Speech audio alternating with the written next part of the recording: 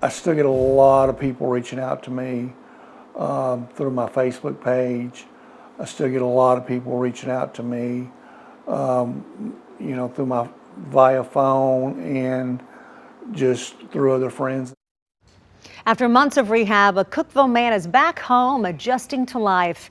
James Evans says he was working as a home nurse last summer when he was critically injured by a man fleeing from Metro Police. Call for Action problem solver Carice Jackman first brought you the story while he was in rehab. We remember this in Atlanta. Spoke to him today about how he's doing, Carice. Well, Tracy, he's taking it one day at a time. It's obviously really tough to make this adjustment. James Evans says the past few months have been really hard. The crash left him paralyzed. At one time, he was worried that his landlord would not allow him to make his home ADA accessible, and his friends reached out to us for help. We spoke with him about returning to his home, the obstacle he faces, the day of the crash, and potentially facing the man who put him in this situation.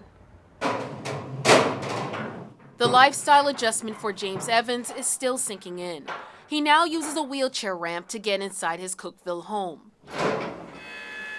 If he needs a cup or dish, he relies on his hydraulic chair.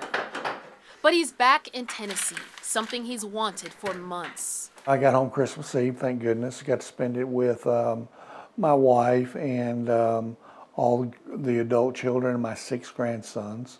Evans worked as a nurse in the Nashville community for almost 30 years. This same community has stepped up to help him. We were very fortunate, and we had a wonderful company that donated some temporary wheelchair ramps called Next Day Access. In June, he was working as a home nurse parked outside of a patient's home on Jefferson Street when he says a car slammed into his vehicle, pushing his vehicle into a telephone pole, paralyzing him from the waist down. At one point, Evans was nervous about returning home. His landlord, once hesitant about making the house ADA accessible, has since had a change of heart.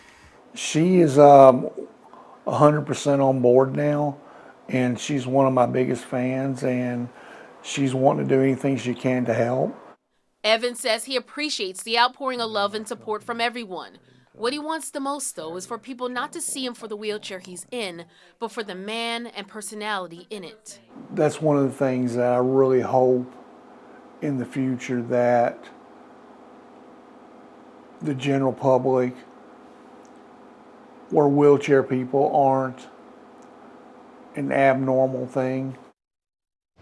And he's such a great guy, and that's what he's really hoping for the most, to make people see people in wheelchairs and with other disabilities, just normalize it all and make it less taboo, guys. Yeah, very touching story indeed. So what about the man who hit him? Yeah, well, he's actually expected to be in court pretty soon. Anthony Poehler faces a range of charges, including assault with a deadly weapon. And Evans says his court date is coming up soon, and he actually plans to be there to testify to. Wow. Carice Jackman tonight, thanks so much for that report. Thank you. Courageous man. If you have something you'd like us to investigate, please reach out to our Call for Action team. We are working each week to pair you up with someone who can help. Call the number on your screen or apply online. Click on the Call for Action section on WSMV.com.